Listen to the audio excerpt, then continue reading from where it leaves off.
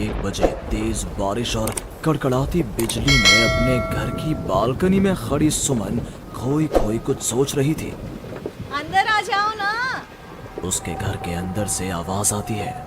तब भी सुमन काले अंधेरे में खड़ी न जाने किसका इंतजार कर रही थी, जिसमें से एक औरत अपने 2 बच्चों के साथ उसके पास वाले घर में लाल रंग की एक कार से उतरती है और बारिश में भागती हुई सामने वाले घर में चली जाती है। हेलो, कौन? मेरा कुछ सामान तुम्हारे पास है, लौटाओगी नहीं? आपका क्या सामान? कौन है आप? और मैं तो इस घर में कुछ सेकंड्स पहले ही आई हूँ।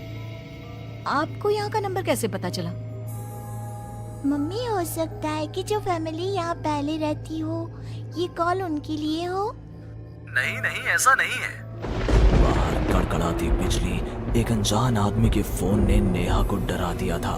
वो फौरन कॉल रख देती है। चलो बच्चों, कमरे में चलते हैं, मैं तुम्हें सुला देती हूँ। पर यहाँ इतने अंधेरे में तो कुछ भी नहीं दिख रहा। मम्मी, फ्लैश लाइट ऑन करो ना। नेहा फ्लैश ऑन करती है, जहां उसे ऊपर जाने की सीढ़ियां दिखती हैं और चारों तरफ सफेद कपड़ों से ढके हुए फर्नीचर। तभी नेहा की 3 साल की बेटी उससे कहती है, मम्मा घोस्ट। नो माय लव, ये तो वाइट क्लोथ्स हैं। चलो ऊपर मम्मा आपको स्टोरी सुनाएगी, सुननी है ना? चलो चलो चलो। नेहा स्ट्रॉबेरी को गोद में उठाती है और रोहन के साथ सीढ़ियां चढ़ना शुरू करती है। एक एक कदम उसे ऐसा एहसास हो रहा था मानो वो सीढ़ियों पर नहीं दलदल में कदम रख रही हो। ये मेरे पैर सीढ़ियों में धंस क्यों रहे हैं?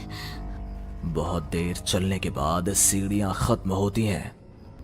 ऐसा लग रहा है मानो मैं जन्म से बस चल ही रही हूँ। जैसे तैसे थकी हारी नेहा ऊपर कमरे में पहुंचती है। जैसे ही फ्लैश बेड पर पड़ता है, वो देखती है कि उसके दोनों बच्चे पहले से ही बिस्तर पर सो रहे हैं। मेरा सर चकरा रहा है। बच्चे तो मेरी गोद में थे, यहाँ कैसे आ गए?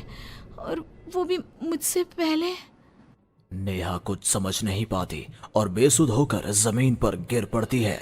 अगली सुबह उसकी आंखें सूरज की किरणें चेहरे पड़ने से खुलती हैं। नेहा बालकनी में जाती है, जहां उसे सुमन अपने बालकनी में खड़ी दिखती है। ऐसा लग रहा था मानो सुमन रात भर से वहीं खड़ी थी। सुमन नेहा को मुस्कुराकर देखती है। हेलो, मैं यहाँ कल ही शिफ्ट हुई हूँ। मेरे हस्बैंड का यहाँ ट्रांसफ़र हुआ है।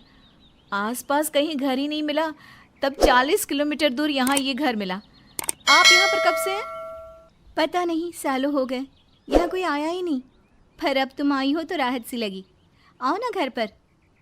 हाँ हाँ, क्यों नहीं, मुझे भी कंपनी मिल जाएगी। वैसे कल रात ना यहाँ कुछ अजीब महसूस किया मैंने। मैं आकर बताती हूँ। नेहा सुमन से मिलने उसके घर जाती है और पिछली रात हुए इंसिडेंट के बारे में उसको बताती है। ये तो कुछ भी नहीं है नेहा। ऐसे तो कई इंसिडेंट्स मेरी एक फ्रेंड के साथ भी हुए हैं और रोज होते ही हैं।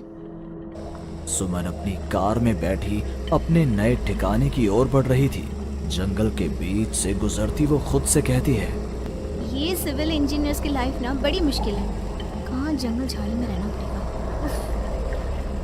कार एक घर के पास रुकती है। लीजिए मैडम, हम आ गए। आपको कुछ जरूरत हो तो मुझे कॉल कीजिएगा, मैं ये बगल वाले घर में ही हूँ। सुमन घर के अंदर जाती है। डाइनिंग टेबल पर पहले ही खाना रखा हुआ था, पानी का ग्लास भी, टीवी ऑन ही था। ऐसा लग रहा था मानो अभी अभी यहाँ कोई था या है। चलो, कंपनी अच्छी है, सब अरेंजमेंट्स मेरे आने के पहले ही कर रखे हैं। सुमन खाने की टेबल पर बैठती है, जहाँ 5 लोगों का खाना परोसा हुआ था। ये 5 प्लेट किसके लिए सर्व कर दिया? हाथ है। सुमन अपनी प्लेट से खाना शुरू करती है और उसी वक्त बाकी 4 प्लेटों से भी खाना गायब होने लगता है। प्रमिल, कहाँ हो तुम प्रमिल? सुमन भागती हुई अपने ड्राइवर के घर पर जाती है। सुमन क्या देखती है कि प्रमिल जमीन पर गिरा हुआ है। फर्श पर हर तरफ खून ही खून। प्रमिल के मुंह से भी खून आ रहा था।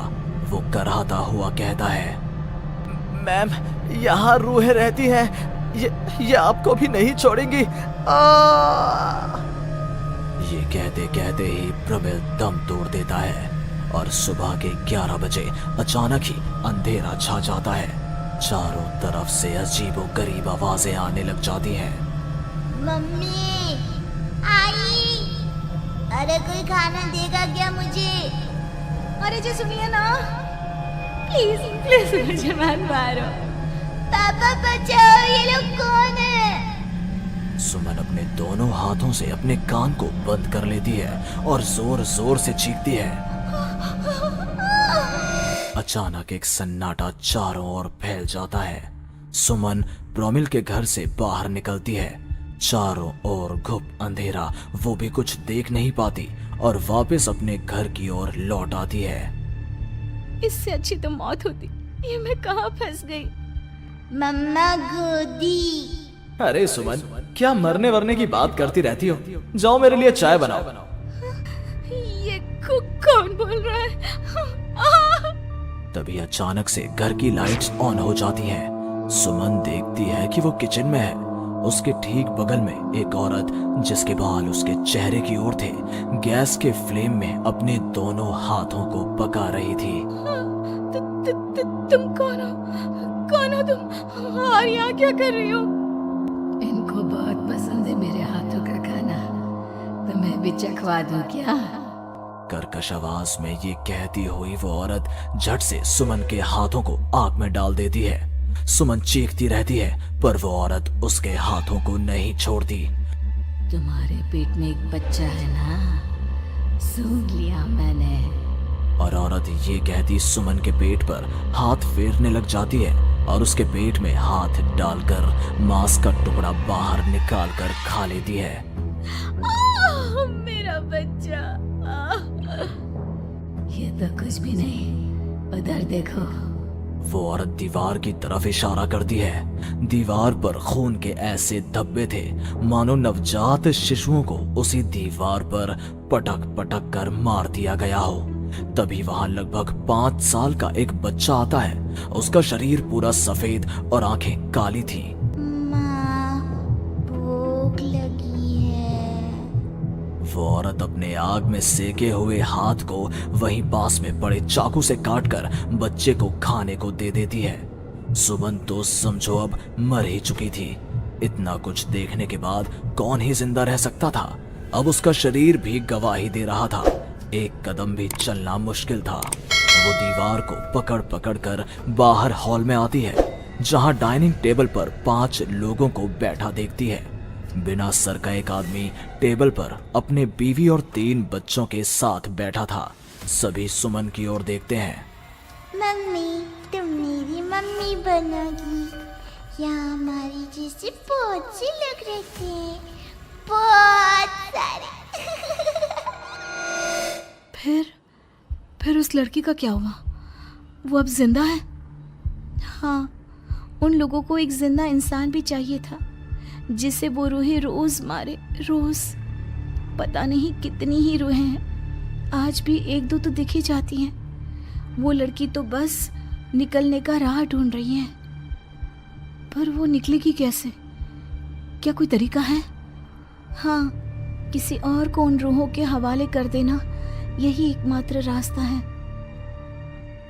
तो उसने किसे उन आत्माओं के हवाले किया?